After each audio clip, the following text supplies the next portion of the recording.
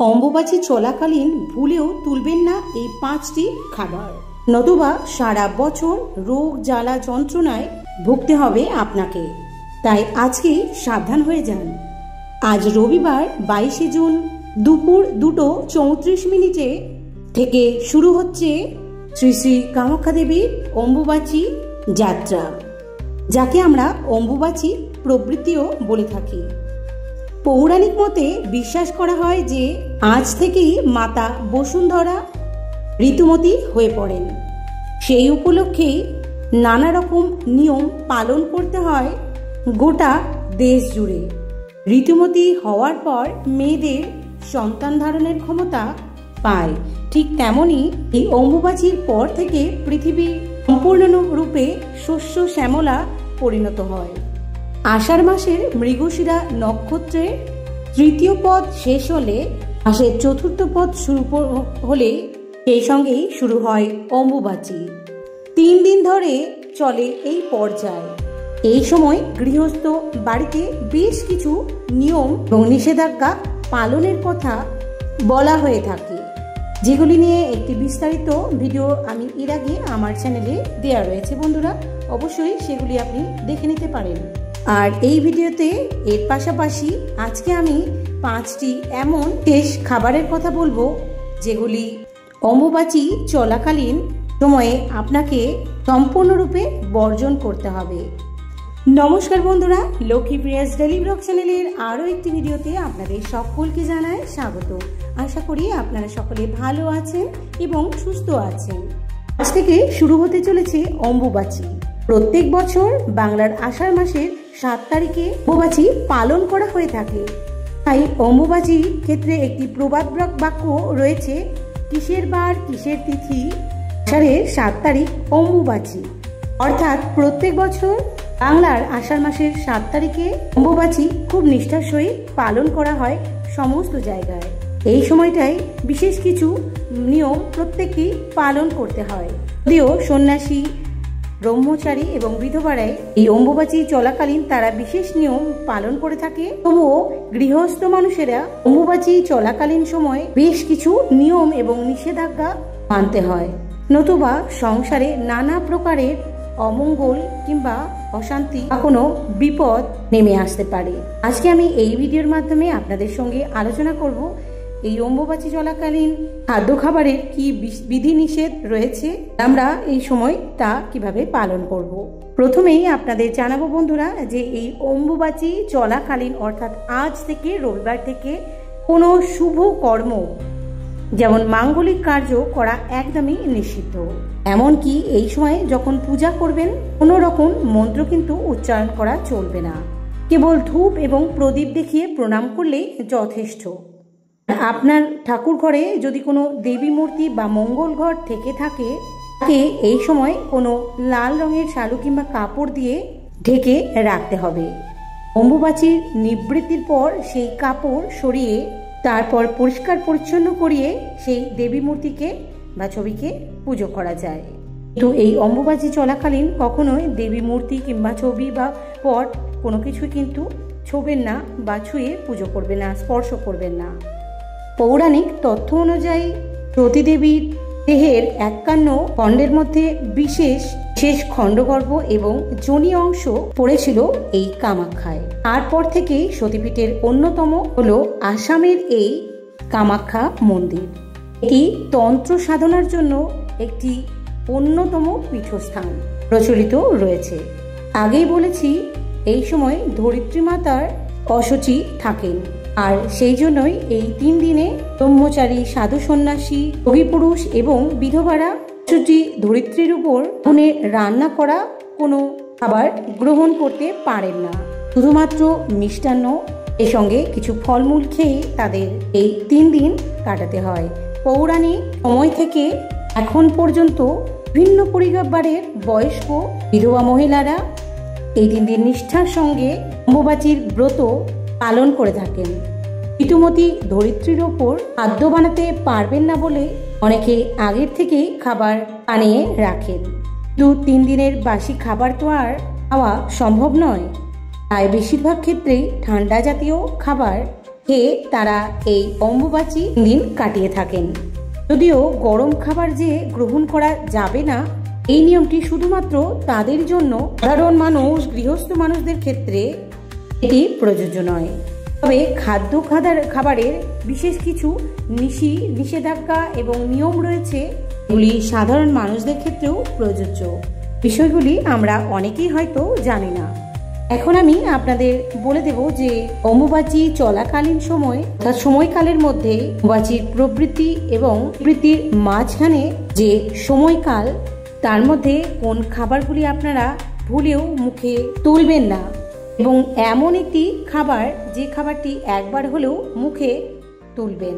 প্রথমেই আপনাদের বলি যে অম্বুবাচী চলাকালীন সময় শাক পাতা সাধারণত বিক্রি হয় না, আর যদি কোথাও বিক্রিও হয় তাহলে বন্ধুরা এই সময় শাক কখনোই বাড়িতে আনবেন না কিংবা খাবেন না।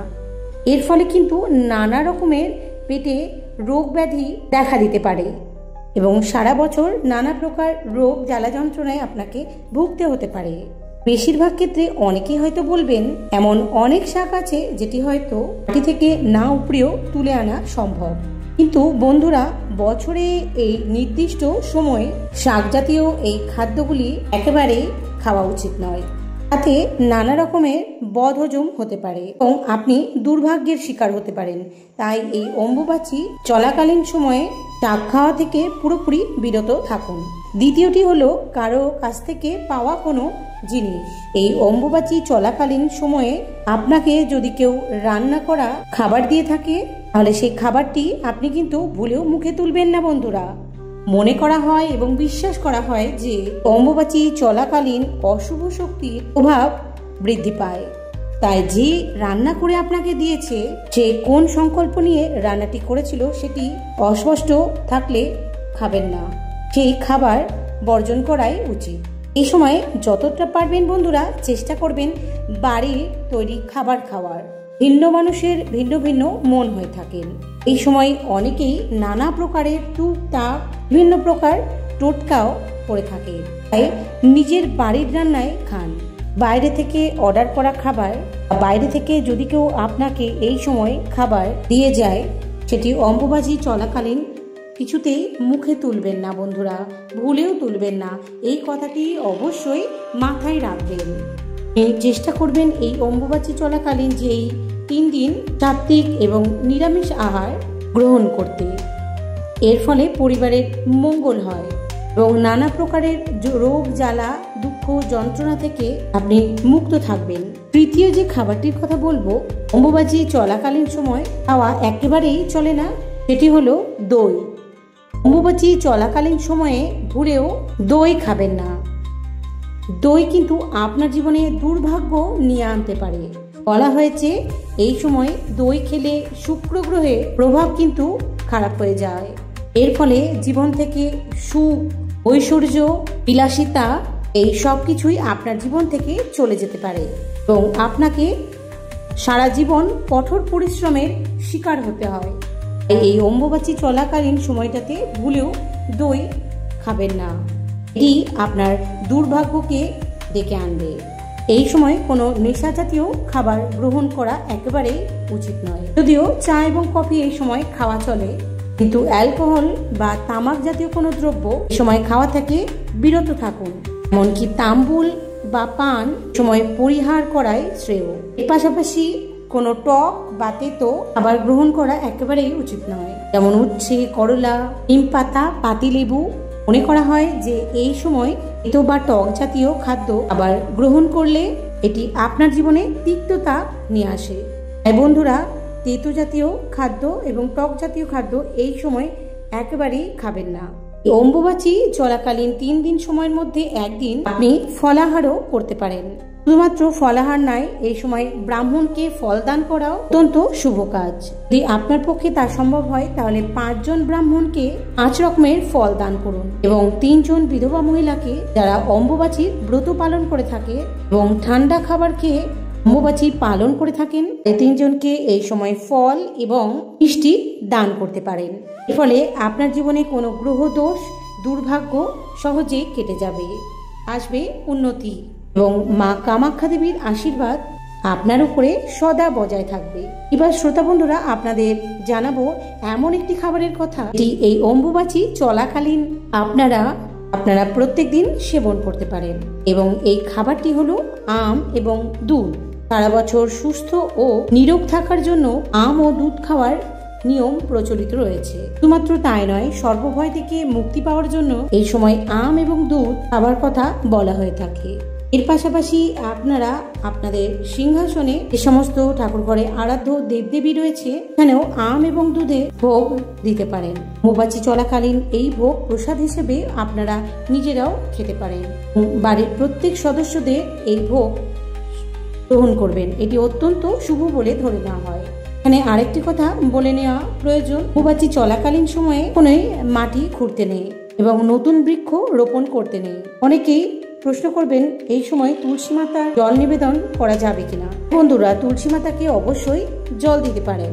এই তুলসী গাছের গোড়া মাটি দিয়েই উঁচু করে রাখতে হয়।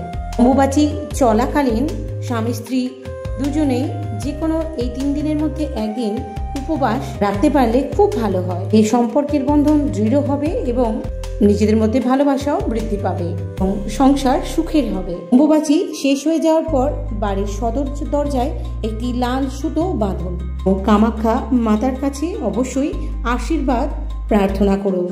এতে অনাবশ্যক কোনো উপদ্রব থেকে ওকে মুক্ত রাখা যায়। এই কথা নিশ্চয়ই আপনি জানেন যে এই সময় বাড়িতে কোনো শুভ কাজ, মাঙ্গলিক কার্য করা সম্পূর্ণরূপে নিষিদ্ধ রয়েছে এবং সকাল সন্ধ্যা যখন ঠাকুর ঘরে করবেন তখন শুধুমাত্র ধূপ এবং প্রদীপকে প্রণাম করবেন। এরকম মন্ত্র উচ্চারণ কিংবা কোনো কীর্তন করবেন না।